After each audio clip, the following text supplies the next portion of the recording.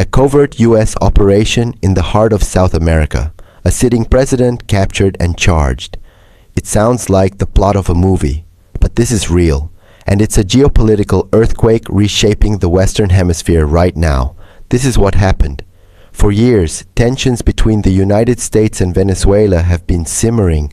Allegations of narco-terrorism, crippling economic sanctions, and a long struggle over control of the world's largest oil reserves. Then, on January 3, 2026, it exploded. U.S. Special Forces launched a high-risk raid in Caracas. Their target, Venezuelan President Nicolás Maduro.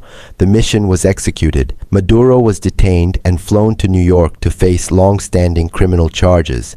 Washington called it a law enforcement action.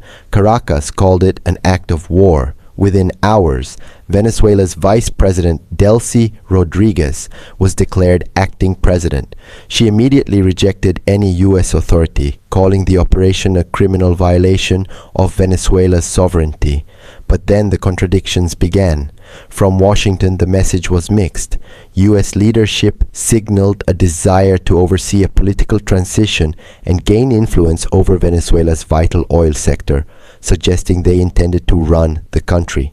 At the same time, other officials spoke only of exerting tremendous leverage. This confusion created a vacuum.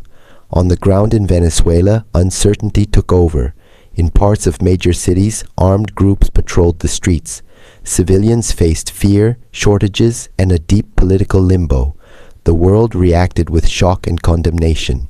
At the United Nations, nations raised serious concerns about violations of international law and the dangerous precedent this set. Global alliances were strained. Inside the United States, opinion was and remains sharply divided. And at the center of it all, oil, Venezuela's greatest resource and its greatest curse. The idea was that oil money would rebuild the nation. But the reality is far harsher.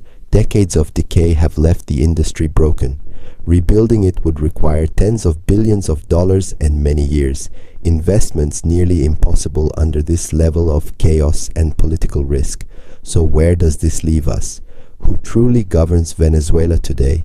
Can diplomacy find a path forward? Or has this triggered a deeper, more dangerous conflict? And what does this mean for the future of international law? This story is evolving by the hour. The outcome will define the region for a generation. What do you think happens next? Tell us in the comments below. And if you want clear, factual breakdowns of world-changing events as they unfold, be part of this channel. Subscribe and turn on notifications. You won't want to miss what comes next.